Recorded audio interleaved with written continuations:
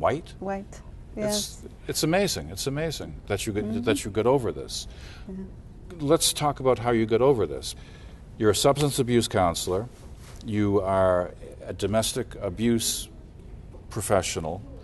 Yet at the same time, when I look at my notes, I use the word cringe a lot. And I mentioned this, Maria, before the interview, I told you, you're such a good writer that when you meet the men in your life, from high school, from the time you were 14 to the time you were in your 40s, you made a progression of bad guys.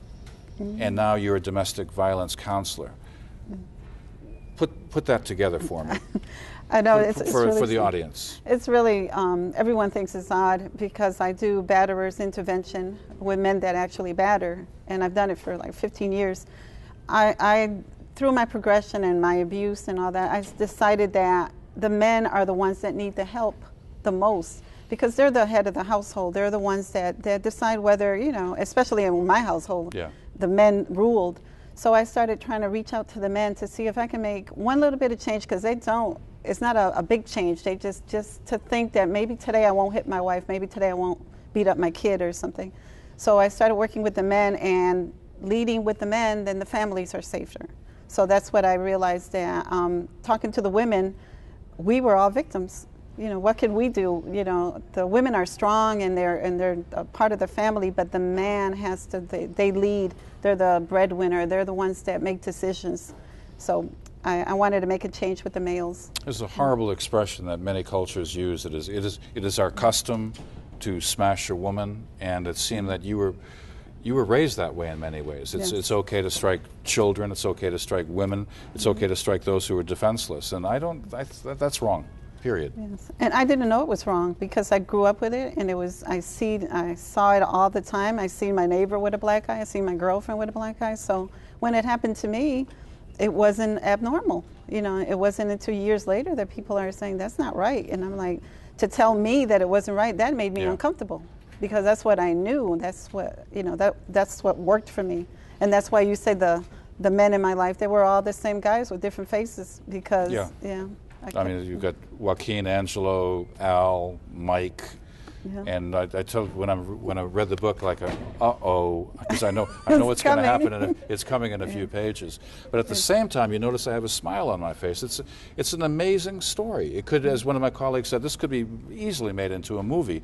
The scenes in this movie, you're in Holyoke, and you've got a boyfriend's car, and you're driving like a Camaro or a Dodge Challenger with a Hearst 4 on the floor and a Hemi and all that stuff, and as a 15, 16-year-old girl, and this was normal for you. It was normal, I didn't do drugs and I didn't drink, but I had speed. I would race at night, midnight. I would just go out in the streets, and we had this little area that we all got together, people from New York, Connecticut. And everybody's always moving in with one another. Like there's like 3 houses in like a square mile, and someone has a girlfriend, and I'm going to move in with my girlfriend's adopted brother-in-law's sisters, and so on and so on.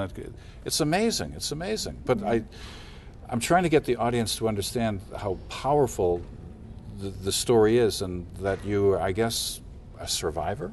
I'm a survivor. Is that the correct word to use? Yes, it is. Yeah, I sure am a survivor.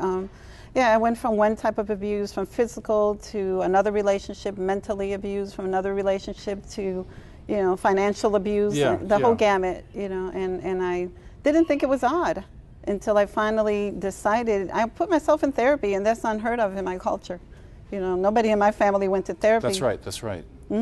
It's coming back to me, the stuff that you had to go through in your book. One of your husband, quote, boyfriend said, you're a dummy. I mean, why are you trying to even take a GED? When did you get your GED? At 28. And when did you get your master's degree in psychology? 3 months ago. I know. That's right. That's incredible. Your mother is still alive, but we can talk about her. Yes. She is what I would call a Puerto Rican hurricane. I've not met anybody quite like her in literature, because frankly, no one would believe such a person could exist. Definitely. Could you describe your mother?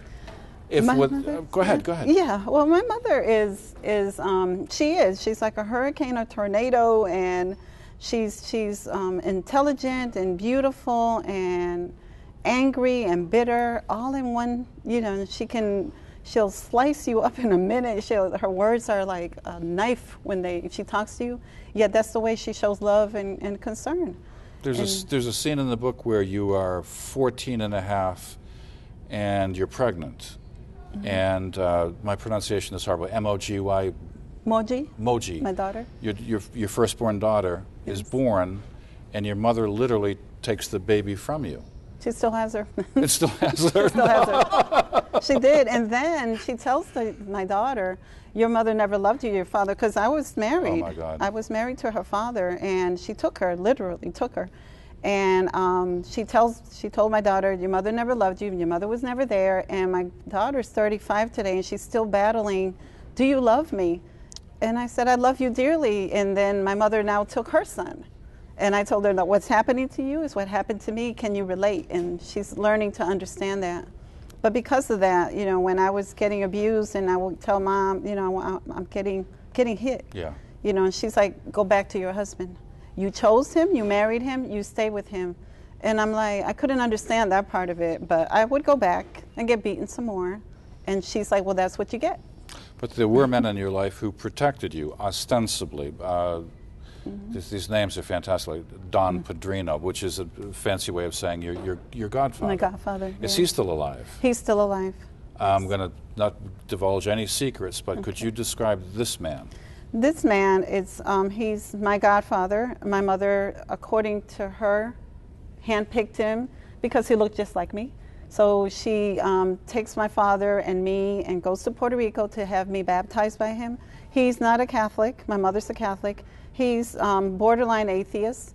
My mother forces him to baptize me because that's when my mother gets what she wants. And she usually gets what she wants.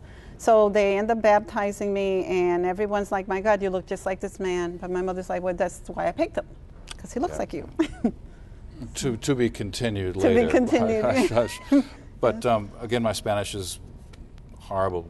It's pretty good, actually. ¿De quién es esta niña? You got that all your life, meaning Yes. like there's a family reunion, like, and whose child are you? And people would raise their eyebrows all the time. All the time. That's where the title came from. I was struggling with the title. I was going to call it a survivor story, and I had this picture that's on the book. I had it in my living room because everybody doesn't believe it's me. It's a little blonde little girl, and they're like, that's you? And I was lying on the sofa, and I looked, and I go, oh my goodness. All my life, people would say, whose little girl is this? Whose little girl is this? Even in the hospital, my mother said when she had me, and they said, you're the parents of this baby, and all the Puerto Ricans are like, whose little girl is this? So that's where the title came from. There's a lot of good information in the book too, Maria, about what it means to be identified as a Puerto Rican. Are you black? Are you white? I mean, you just told the audience that you like to be a little darker by tanning yourself, but there are black Puerto Ricans, white Puerto Ricans, Definitely. in between. But in Puerto Rico, I want you to say this, but in Puerto Rico, it's not an issue. Right. I guess the way it is in America, you're black or white. Right. In Puerto Rico, it's more on classism. Yeah, if you have money, then you're worthy. Black, white, or brown, or whatever. But if you're not, then they'd look down on you. My grandfather was a black man. He was African descendant. And my grandmother was Indian descendant, a Native American descendant. So, yeah, we're all mixed in the cultures and all, but we're just Puerto Rican.